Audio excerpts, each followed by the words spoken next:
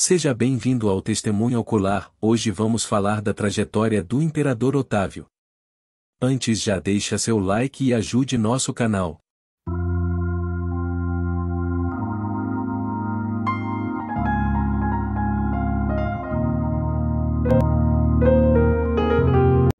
Otávio, mais tarde conhecido como Augusto, se tornou o primeiro imperador de Roma em um processo que se estendeu por várias décadas e envolveu guerras civis, alianças e uma série de manobras políticas.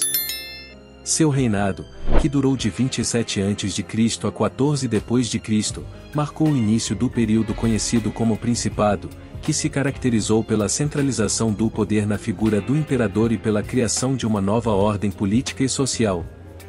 Início da carreira de Otávio. A carreira de Otávio começou de maneira auspiciosa. Nascido em 63 a.C. em uma família aristocrática de Roma, ele era o sobrinho neto de Júlio César, um dos maiores líderes romanos de todos os tempos. Aos 18 anos, Otávio foi adotado por César e se tornou o herdeiro designado do líder.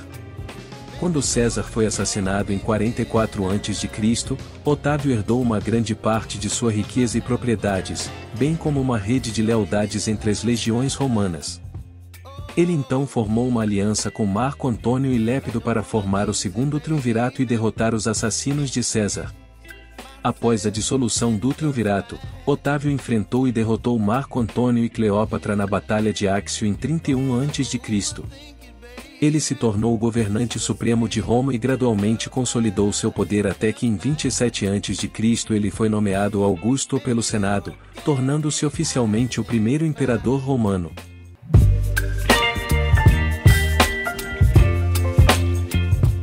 Otávio entrou rapidamente na política romana, lutando em batalhas importantes e acumulando poder e influência. Em 43 a.C., ele se juntou a Marco Antônio e Lépido para formar o Segundo Triunvirato, um acordo político que visava derrotar os assassinos de César e restaurar a ordem em Roma. Como parte do acordo, Otávio recebeu o controle da província da Gália. Guerra civil e a luta pelo poder. No entanto, o Segundo Triunvirato não durou muito.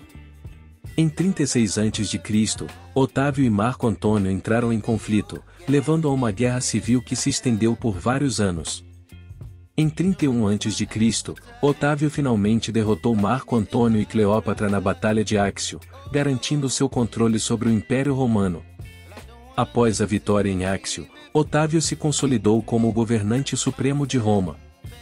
Ele utilizou sua posição para instituir várias reformas políticas e sociais, como a criação da Guarda Pretoriana, um corpo de elite de soldados que juravam lealdade ao imperador, e a fundação de novas colônias romanas em todo o império.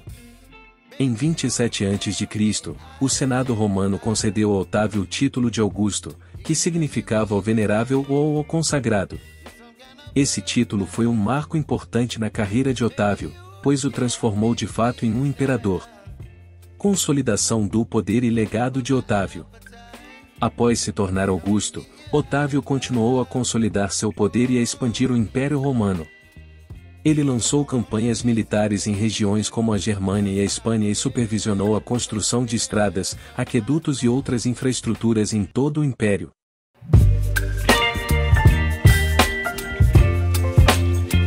Otaviano estava em Apolônia, na província romana da Ilíria, estudando e treinando militarmente quando César foi assassinado em 44 a.C.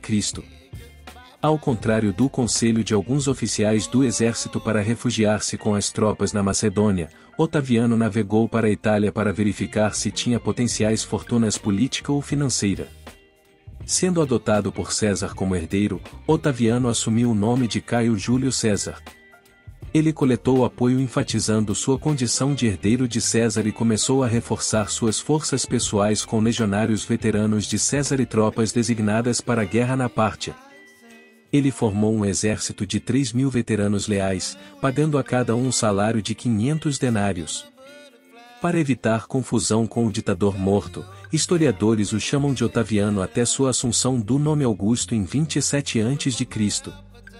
Para ascender aos altos escalões da hierarquia política romana, Otaviano precisava de recursos financeiros significativos.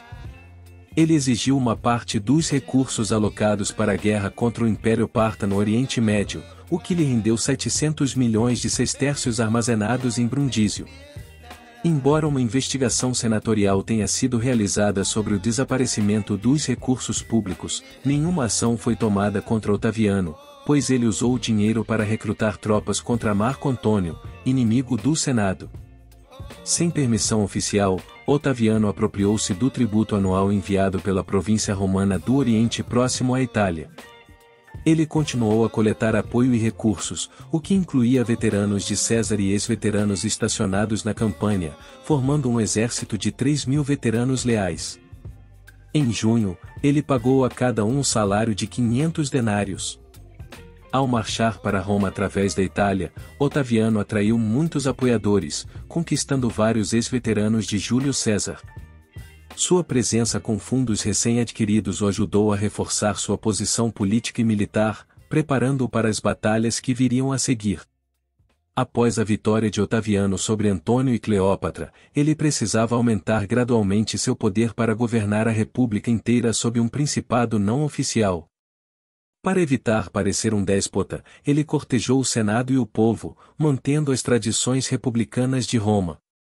Embora a república estivesse em um estado próximo ao da ilegalidade após anos de guerra civil, Otaviano não podia simplesmente renunciar ao poder sem risco de mais conflitos entre os generais romanos.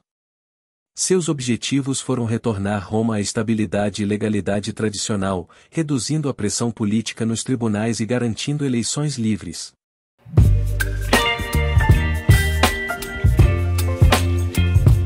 O segundo pacto teve como objetivo principal garantir a estabilidade e resiliência do principado em caso de qualquer eventualidade que afetasse a vida do príncipe Augusto.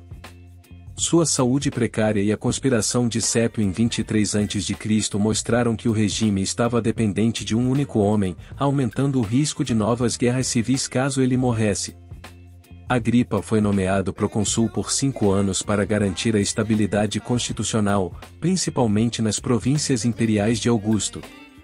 Seu poder exato não está claro, mas é provável que não incluísse as províncias do Senado. O poder tribunício veio mais tarde, sendo cuidadosamente guardado. A doença de Augusto em 23 a.C. levou a questão da sucessão ao primeiro plano da política romana. Para evitar a instabilidade, ele precisava nomear um herdeiro gradualmente comprovado publicamente. Alguns argumentam que Marcelo, filho de sua irmã, era o escolhido, enquanto outros apontam para Marco Agripa, seu segundo em comando. Depois da morte de Marcelo, Augusto casou sua filha com Agripa e este recebeu um mandato de 5 anos com o imperium de um procônsul e o poder tribunício de Augusto, com sede em Samos. Isso mostrou o favor do príncipe Agripa e agradou aos membros do partido cesariano. O casamento de Júlia com Agripa também foi uma jogada política, pois ela já havia se casado 3 vezes antes, com membros importantes da aristocracia romana, mas nenhum deles gerou um herdeiro adequado para Augusto. Com Agripa, no entanto, ela finalmente produziu herdeiros masculinos, e portanto, aumentou a possibilidade de sucessão estável. A decisão de atribuir a Agripa o mandato na administração da porção oriental do império, com poderes semelhantes aos de Augusto, mostrou que ele era o sucessor mais provável e agradou a muitos membros do partido cesariano. No entanto, Augusto manteve sua autoridade suprema e a atribuição de Agripa foi cuidadosamente limitada para garantir que não ameaçasse o poder de Augusto ou a estabilidade do principado. Em resumo, a questão da sucessão foi um problema crucial para Augusto, que precisava garantir a continuidade do regime sem ameaçar a estabilidade do principado. O casamento de Júlia com Agripa e a atribuição de poderes a ele foram jogadas políticas cuidadosamente planejadas para garantir a sucessão e agradar a vários grupos políticos. Se você gostou desse vídeo, não deixe de se inscrever no canal e ativar o sininho. Até a próxima! Don't leave me high and dry. Baby, you give me ice and fire. You're gentle and wind and rain. You're some kind of butterfly. Baby, you give me midnight. You're whipped by my air. yeah.